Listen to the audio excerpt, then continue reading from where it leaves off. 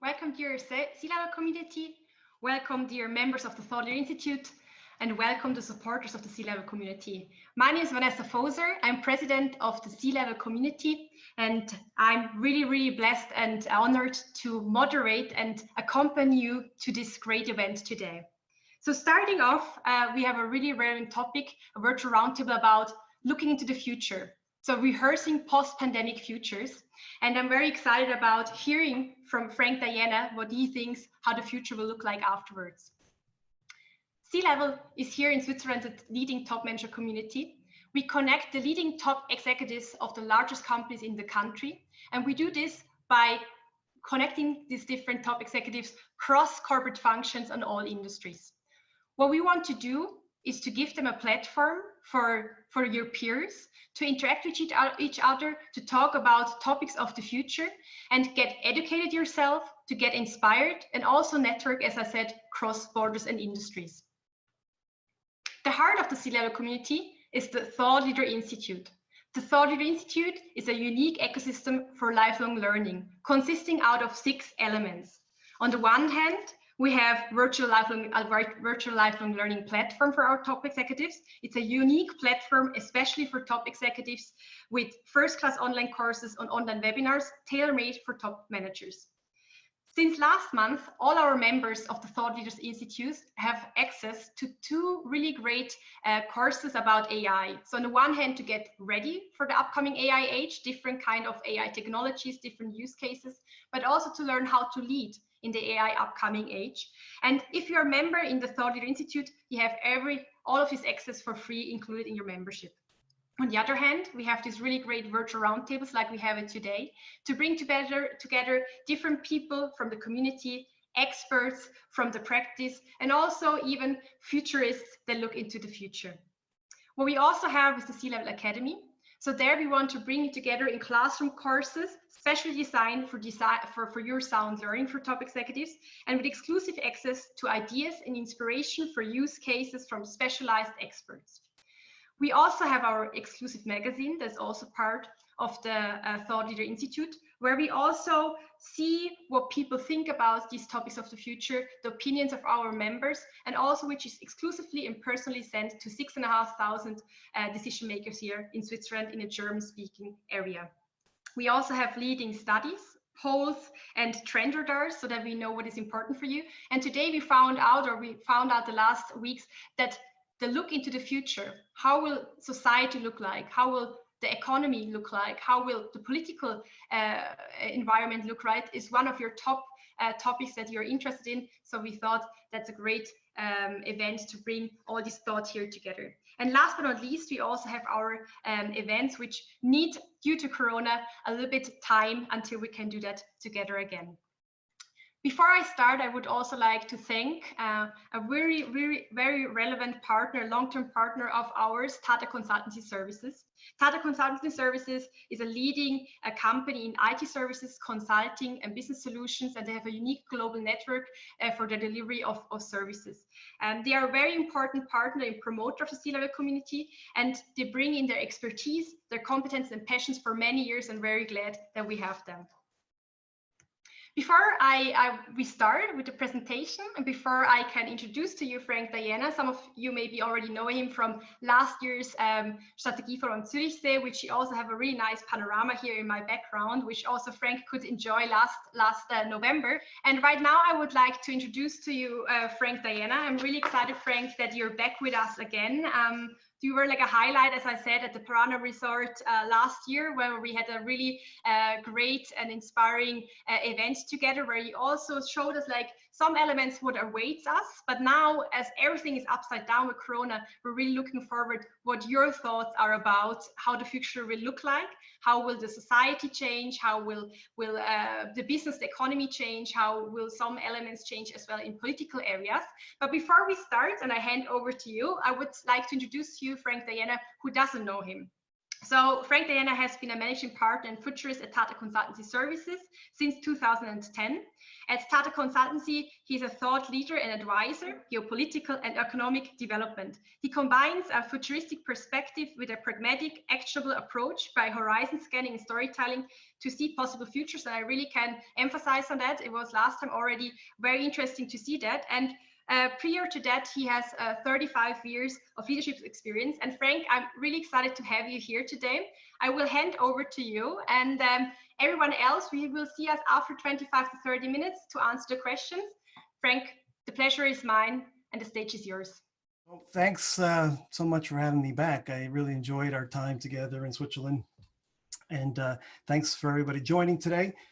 I am a futurist. I will spend a little bit of time here talking about what was going on before the pandemic, because it was very impactful in its own right, and then focus a little bit of time on what the pandemic might do to some of that. But before I start, it'd be interesting to understand your points of views on the pandemic itself. And so we will use polling throughout this presentation. And we wanted to start with a poll that got your perspective and points of view even before I start. So with that, as I mentioned, there's three things that I wanted to focus on. The first is that there were some historical similarities to a period in the past that really were shaping the future. I want to focus on that. The second piece is the pace of change and innovation, as we all know and experience, was accelerating, already shaping that future. And now thirdly, if we needed more complexity and uncertainty, the pandemic is likely to help shape that future as well. So let's start with the historical view. And since that 18th century, the world has focused on human development in ways that us humans never experienced before. And the most impactful period during that since the 18th century was this 100-year period from 1870 to 1970, which was the second industrial revolution. And the convergence of factors and forces that came together during that period really shaped our modern world, our standard of living, if you will. And it really manifested itself. I use this innovation wheel to talk through what happened over those 100 years. And it's interesting when you align it to some of the areas of our well-being. But if you look at some of the pieces there in the middle, really amazing what transpired over the 100-year period. And many historians believe that the convergence of forces that came together to enable this will never happen again. There were catalysts like the World Wars, the Great Depression, that actually enabled these things to occur. And obviously we don't want to see those kind of catalysts again. But for things to converge the way they did, the belief is that we don't likely see that again.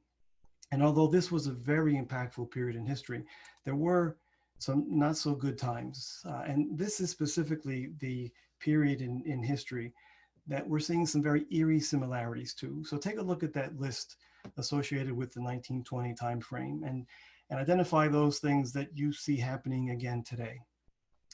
There's a direct correlation between this period in history, and we do know what happened in the 25 years that followed 1920. Probably a very low point in our human history. So the question I was asking even before the pandemic is history repeating itself? Here we are 100 years later, and we're seeing a number of those same things occurring again. And what role were these things, or are these things, likely to play in shaping the future as it emerges? So just something to think about. And it was already in play, but obviously pandemic, the 1918 Spanish flu, was just one piece of now a very common story. And as overwhelming as this slide may be, it really underscores that notion of convergence across a number of domains. These events, inventions, all kinds of things were happening in that 100-year period. And you can see it start to ramp in that 1920 period that really shaped the world post 1970. And as impactful as this was, I wanted to very quickly just focus on those things that happened in that window of the 1920 corridor.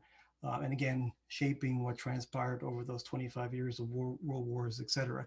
And again, take a look at some of the commonalities in terms of immigration, tariffs, even the pandemic, for example. So if I were to just explode that very quickly, a number of things are eerily similar. There's a number of things that this led to, And so you have to pause and ask yourself the question, where were we heading pre-pandemic in light of these similarities? Not to say that history always repeats itself, but there is something to at least consider here in terms of what was and is continuing to happen on the historical front. And so the question I've been asking is, as we look at the post-2020 period, I don't think it's going to take 100 years for the next massive change to society to play out. Let's assume it happens on an accelerated timeline. What are those events and inventions and activities that occur in this period? Will we see convergence across these domains? Does the pandemic itself serve as a catalyst for convergence? And we're already seeing some signs that it will, and we'll touch upon some of those.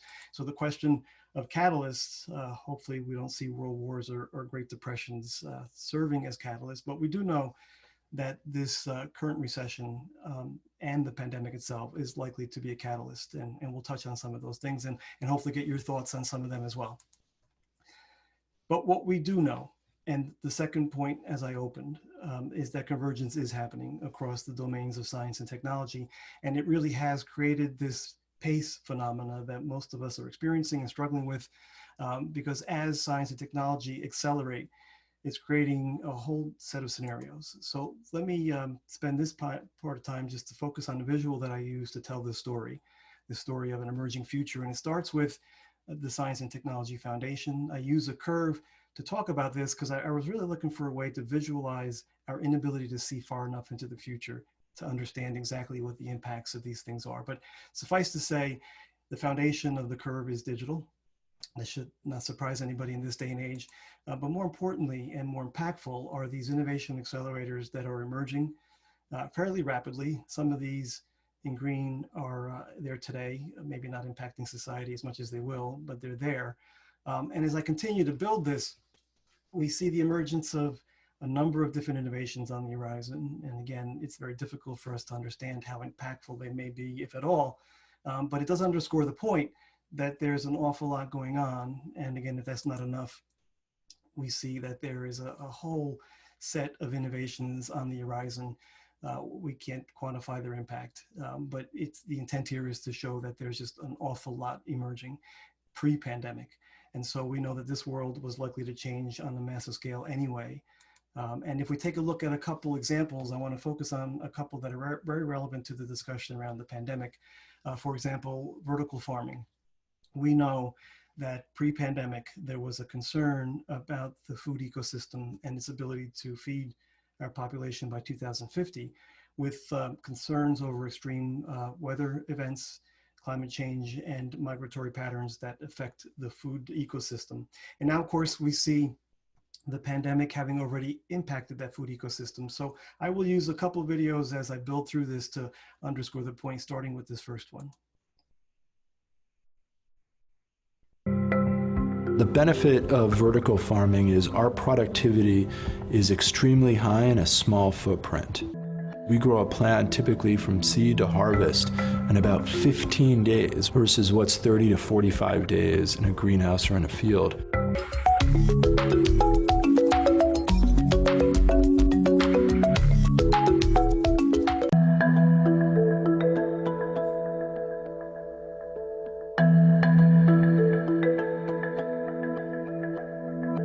From a design standpoint, we have these circular economy principles, ultimately to do more with less, to eliminate waste, and that impacts how we grow.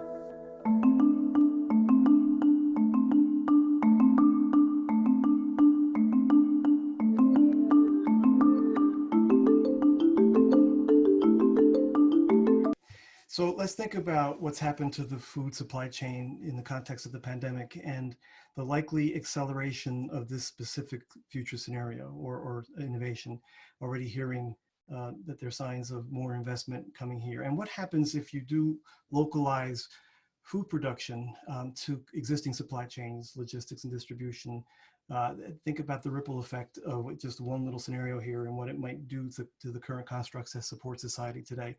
So just one example of an existing scenario, but a discussion around what the pandemic may do to either accelerate or prohibit some of these things to move forward. But this one I clearly see as an accelerant. The next one is virtual reality. And here, if we think about this in the context of travel, another area that we know has been impacted significantly by the pandemic. Even before this, we were talking to airlines about virtual presence and what it might do to the need to travel in the future. And so, of course, the question becomes, will virtual reality ever get to places where it could replace travel? There was already this feeling before the pandemic that 20% reduction would happen by 2029. If virtual reality goes to the places that Ray Kurzweil envisions it, it clearly will. Once virtual reality goes inside our brains, and that'll be here by the late 2020s, and basically, I mean, my brain doesn't directly feel things. It's signals going into my brain. We can actually trap those signals and actually send into the brain signals representing a virtual environment. And so the computer will actually create the environment, and then we can be virtual actors in a virtual environment and do any of the things we do in real reality, like be together, hug each other, whatever, in a virtual environment. We can eat in a virtual environment and have that sensual experience because our brain is receiving these signals as if they were coming from the real world, but it's actually the virtual world. Ray Kurzweil, the head of engineering at Google and the famous futurist who's had a fairly good track record at predicting these things, believes that that scenario that you just saw exists by the late 2020s.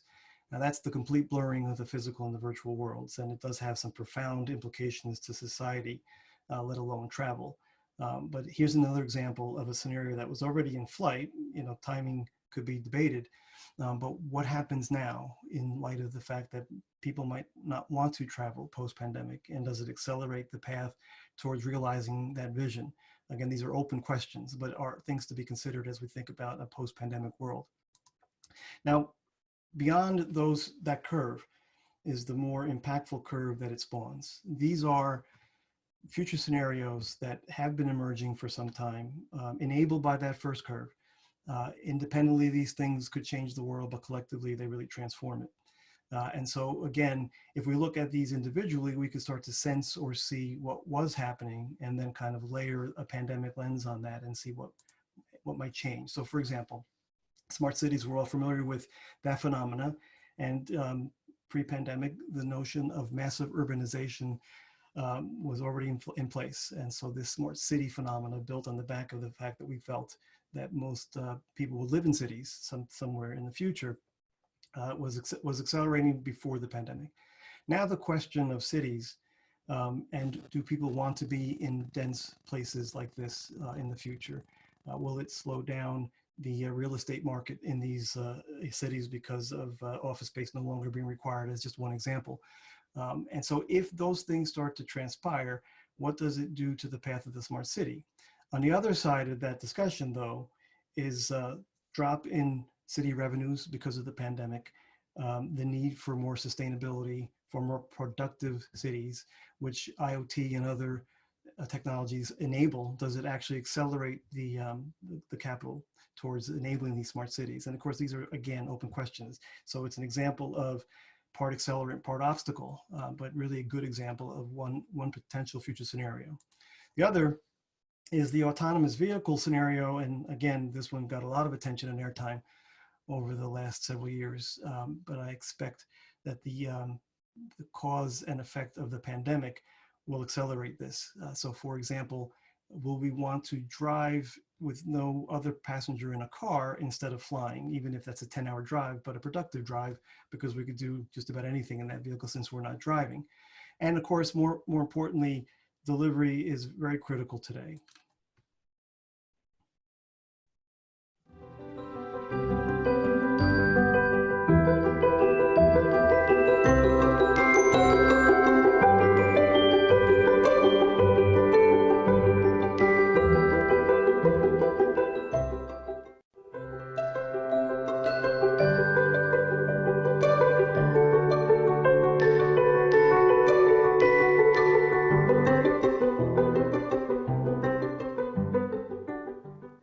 I would expect a massive acceleration and new innovations in the context of delivery occurring very rapidly in the future because of obviously what we're seeing in the need for delivery.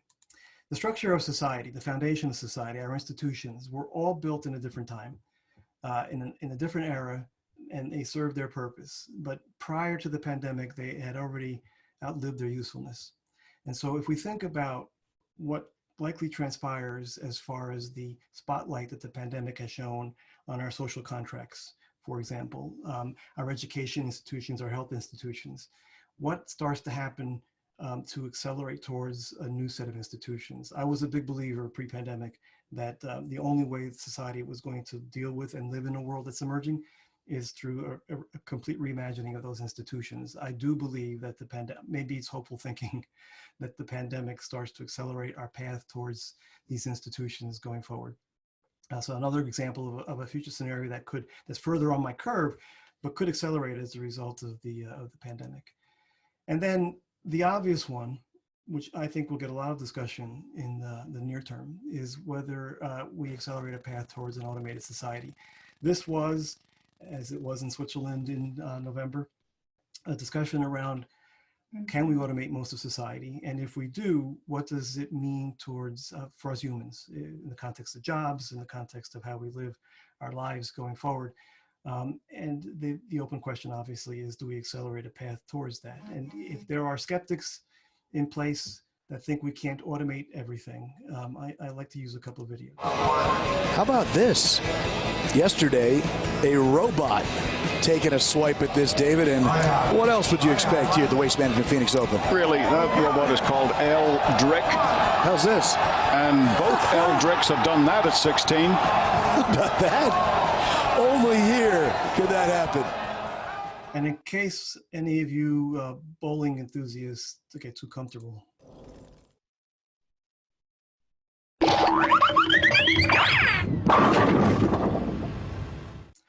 so just a way to underscore the point that we are heading towards a place where we are likely to be able to automate just about anything, including knowledge work.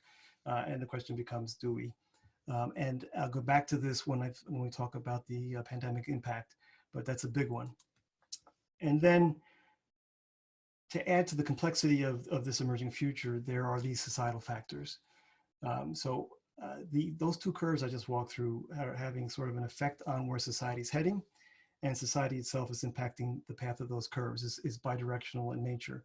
And so just a couple examples of things that, again, we're already in flight, is this fall in working age population around the world. This was a massive concern, or is a concern to economists, in that the number of people available to do the work has been dropping considerably. And by 2030, the belief was that we would have a serious challenge here in terms of the working age population.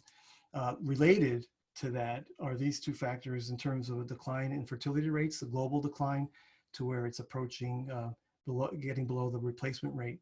And interestingly, the aging population, if you look at that graph at the top, the first time in history that we have more 65-year-olds in the world and less 5-year-olds or below 5-year-old. So it's an interesting set of challenges for society, again, before the pandemic. And of course, the pandemic is impacting some of this, as we know, unfortunately.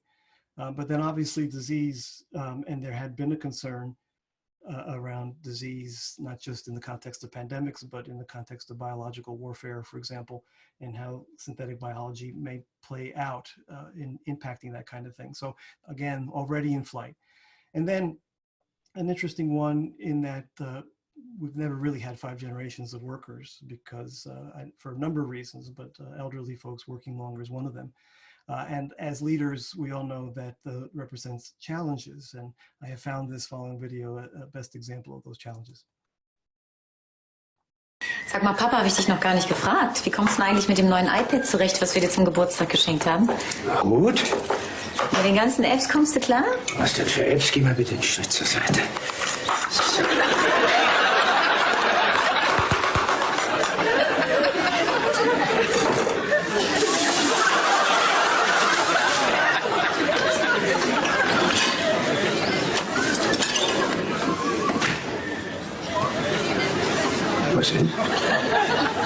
So funny way to make the point, but interestingly, again, if we now look at the pandemic and its impacts, how many grandparents or elderly have gotten good at Zoom as the result of what's been happening. So is it an accelerant towards the adoption of digital across generations? And again, an open question.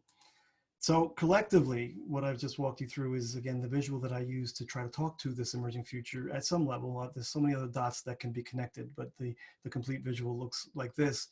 And it really has been an effective way to think about the various dots, the need to think at the systems level versus the piece parts and the building blocks. And if we just take a look at this, again, in the context of accelerant or obstacle in the pandemic, there are a number of things to consider. Does the path towards a green economy, renewable energies get slowed because of the impact in the recession, maybe the blowback by society that this is not the place to be spending our resources given the impacts that we're already feeling financially? Other questions of a mixed reality world, as I mentioned earlier, do we accelerate towards an ability to be anywhere, anytime virtually because of necessity now, not nice to have? Will we finally evolve towards the next generation of education? I have been a big believer that our education paradigm is flawed in the context of where we're heading. Does this give us reason to accelerate the path toward digital learning? The logistics internet speaks to this belief that we were heading towards a place where the internet paradigm would be applied to our logistics environment. And in so doing, we would have a sort of a commons, if you will, of warehouses and distribution capacity that supports anyone. Does this accelerate the path there? I already talked about automated society. Is this an accelerant towards that? And one of the big ones, and the one that comes up a lot these days is, are we going to move towards a future of work that looks very different? The remote work conversation is an obvious one. But does it accelerate our path towards a completely different way of thinking about work, especially if we do automate society? So with that as a backdrop, and we're going to start using some polls again to get your thoughts. I'm going to walk through an implication and response framework. The implications really look at what has the pandemic done to a number of different domains. Responses then will look at what potential paths might happen. So first and foremost, the overwhelming nature of the implications should be obvious from this visual. The intent here is to show the number of different domains impacted. I'll just drill in on a couple of these just to make the point, but all of these things are affected in terms of implications and more, but this is just one view of a number of different domains. And so, for example, will we not be comfortable in closed spaces going forward? There's a lot of debate on this one, but the answer to this question impacts the services world considerably in terms of restaurants and sports and movies and that kind of thing. And so interested in this group's thoughts on that question. Frank, so we see services will adapt to provide better safety measures upfront, and then services will be severely disrupted. Many will cease to exist. And also there are some people, 20%, that say no long-term impact. Very interesting. Great. Thank you all for participating. We'll do a couple more here.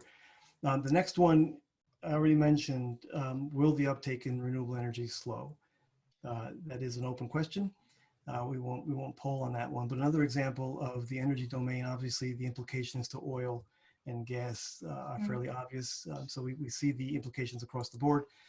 Now we will broach the question of jobs lost to automation. If we think about the Great Recession back in 2008, a lot of the jobs that were lost never came back. There were things done to take care of those jobs and roles in different ways. Is that likely to happen again? And here again, interested in your thoughts. We see like jobs requiring close human contact will accelerate automation.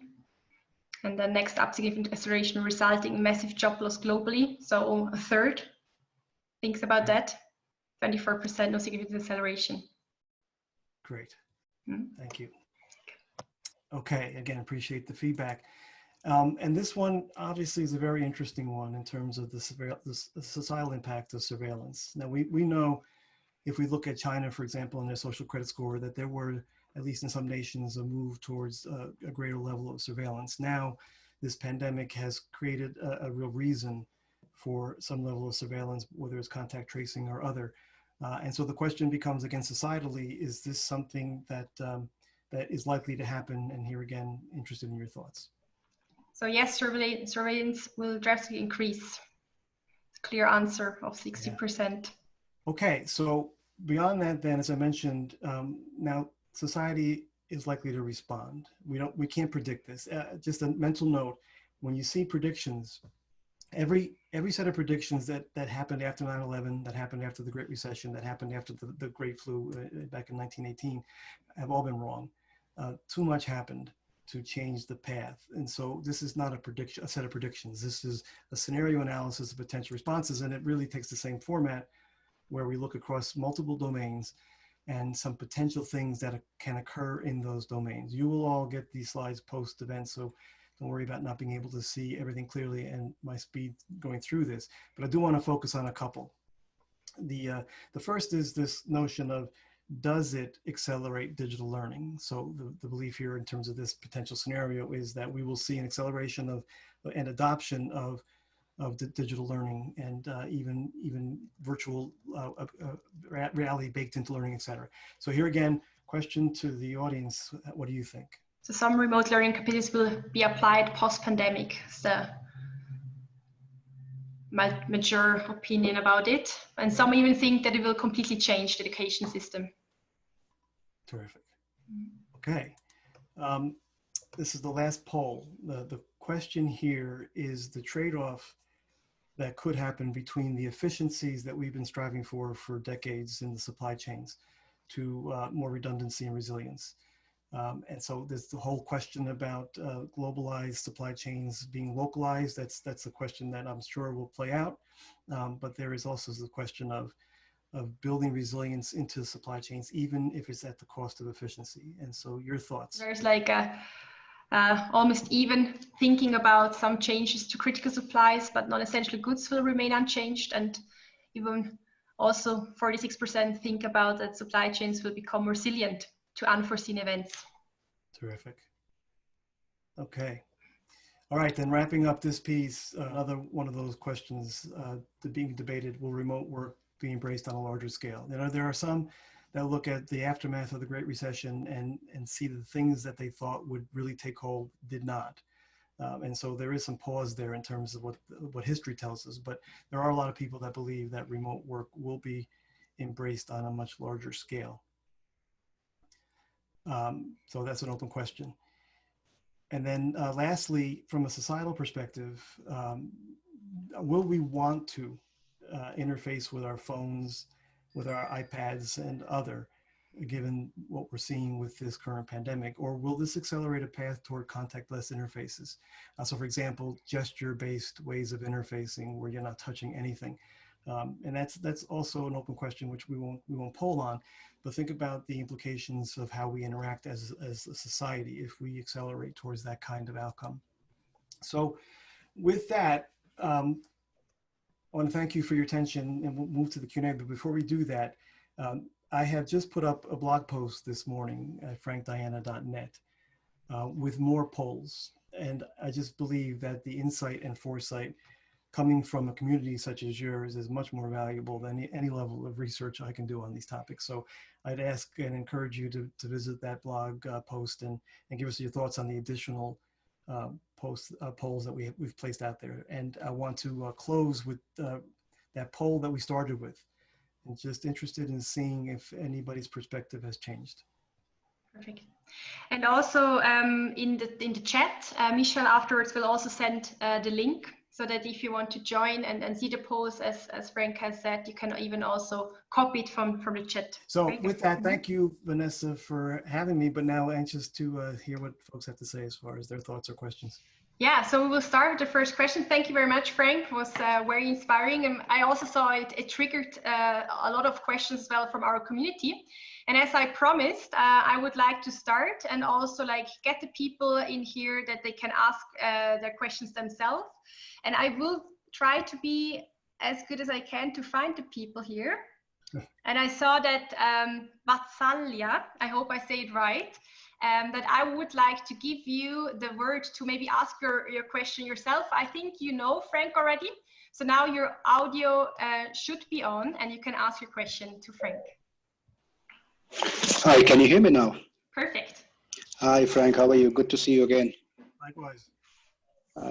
Yeah, so I think I've gone and posted a lot of questions, but if I want to pick up one, do you see a wave of nationalism coming in much faster, or is it going to be a much more cautious approach to globalization?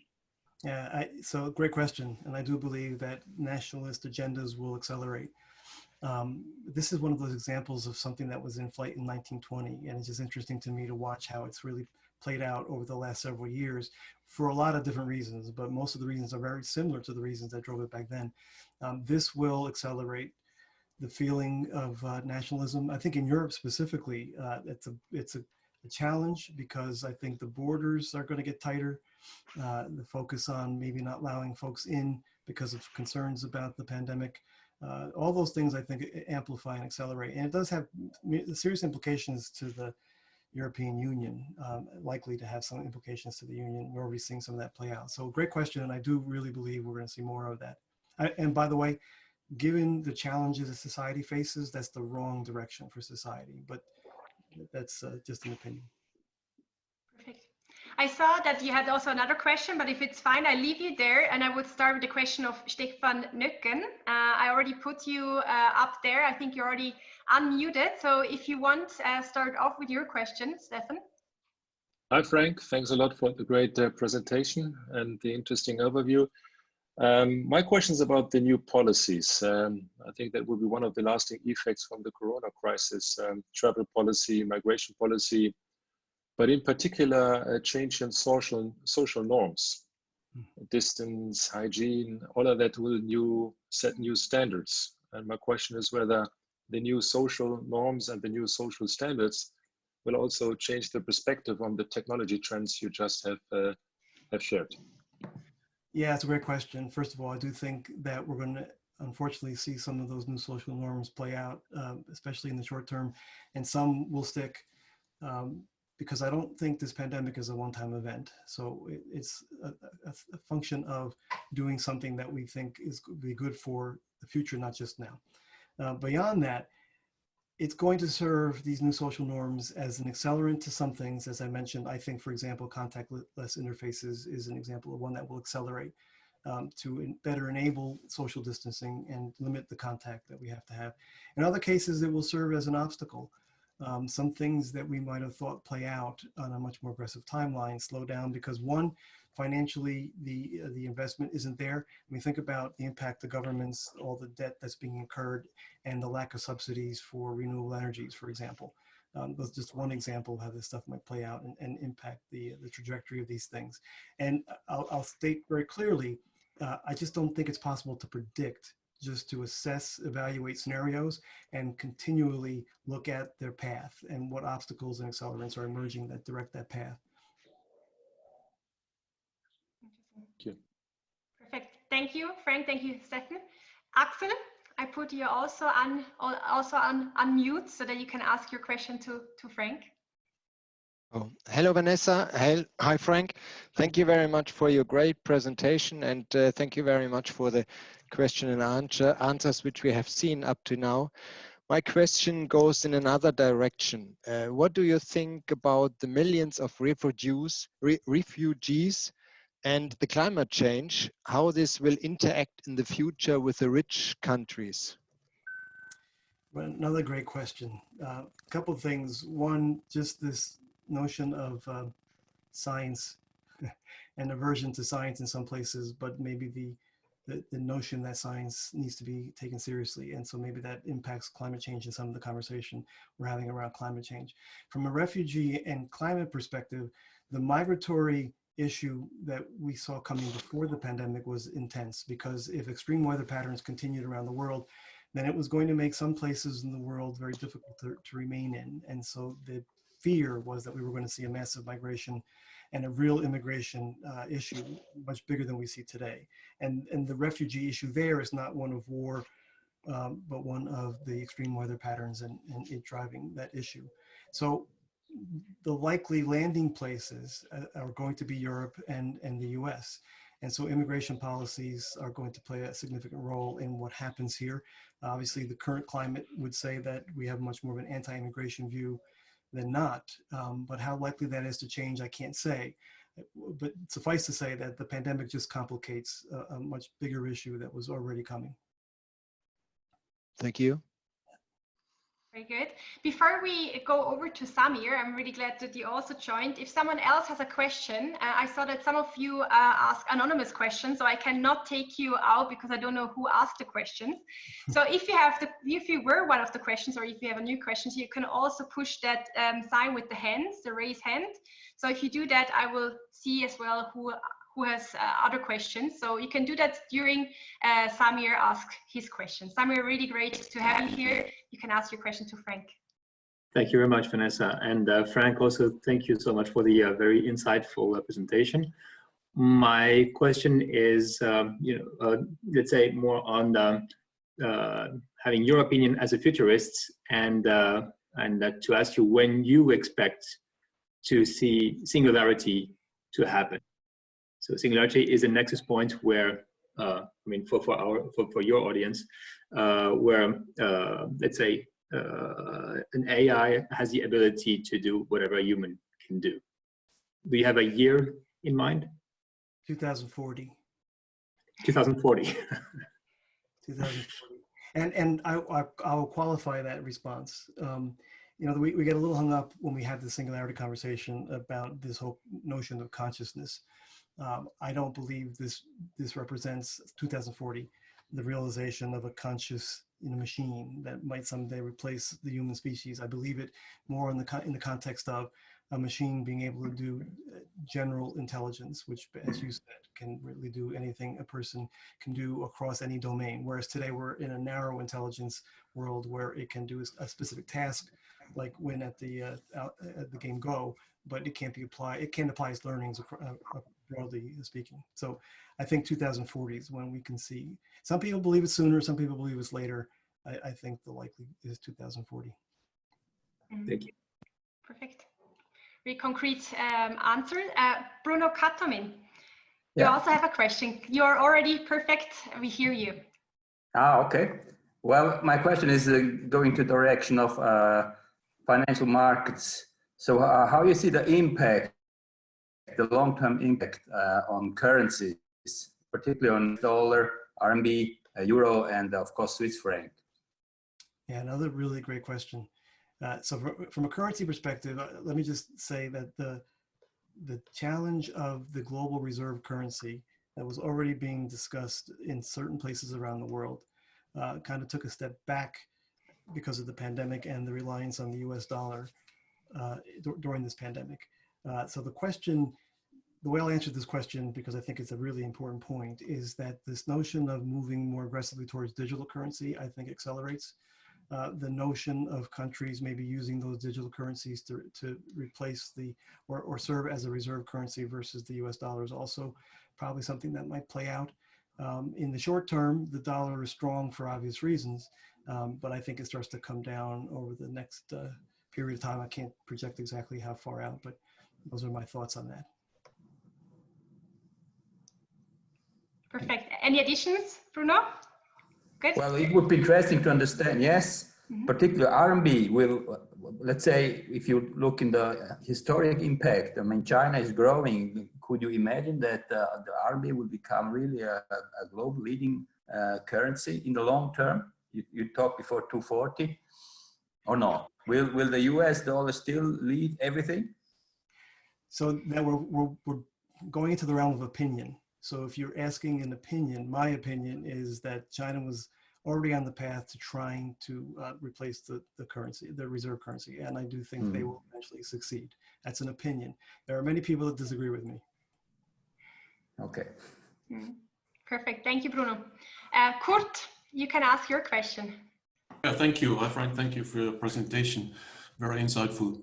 My question is related to kind of hype cycle of media coverage of certain crises. A few months ago, all we read about was climate debate, Fridays for Future, and so forth.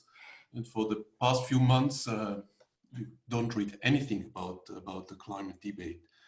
So do you think that the next major crisis could also kind of wipe out the big discussion we have about the pandemic? And So that it's also a question of media coverage and biggest crises around that kind of covers older crises and that are not so present anymore. Yeah, and the whole conversation around media is interesting. I would say the climate change conversation is still there. As a matter of fact, it's amplified by the fact that pollution around the world has dropped as a result of the travel restrictions, et cetera. And it's having some people say, see, if we can impact climate change if we focus on it. So there is ongoing discussion there. But your point on hype cycles and media sensationalizing, that continues. But I focus on something a little different, and that is the trust piece of the equation. Is undermined because of the hype cycle at one level, but it's going to be undermined even more because we'll create news that's just not real, whether it's deep fakes, and we're already starting to see some of the impacts of deep fakes, or just an ability to put out news that people agree because of our polarized society. They hear it in their echo chambers, and it really it impacts the fabric of society, which is trust. So the media discussion is a good one, but it's got so many tentacles, it's hard to get into in one little question. Thank you. Thank you. Frank, I already saw another additional question that I'm interested in. I saw it's anonymous, but I still want to ask your opinion on it. So looking at digitization, it's creating a much higher barrier between different generations. So how can we ensure that global interest in health, food security, and so on is not done at the expense of the elderly and the poor? Yeah, you know, the whole conversation brings up this lack of access, whether it's access to the internet or a computer. We see the impact to children that can't be educated because they can't connect, to workers that can't continue to work because they can't connect. And we know before the pandemic, there was already activities, various companies, big tech companies trying to connect the world. And so I think those activities accelerate to where we have the global community connected at some level. Attempts to get people access to computers will accelerate.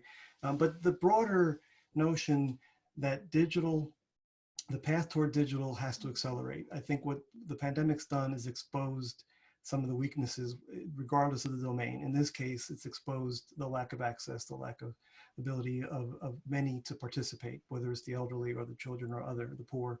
And so in a world where technology can help us get past these kinds of big crises, I don't think it's an option anymore. I think it's something that society has to make happen. Yeah, so it's a game changer. I saw another question. Vasaya, do you want to have your last question? I saw you have additional one, so we have one more last question before we close. Do you have one left? No, thank you so much for giving me the opportunity. So Frank, I was, we saw SARS possibly, you know, getting the Alibaba, the rising of Alibabas of the world. Do you think we are looking forward to a world where we'll have big institutions cutting across industries and the smaller ones might cease to exist? When you institutions, you mean technology companies? Technology companies, or it could be across industries as well, right? Yeah, it's an interesting question because before the pandemic, the whole antitrust discussion and breaking up big tech was a big hot topic. I mean, both in Europe and the US. And now you have to ask yourself, given the role that technology's played in helping us through this pandemic, does it change people's points of view?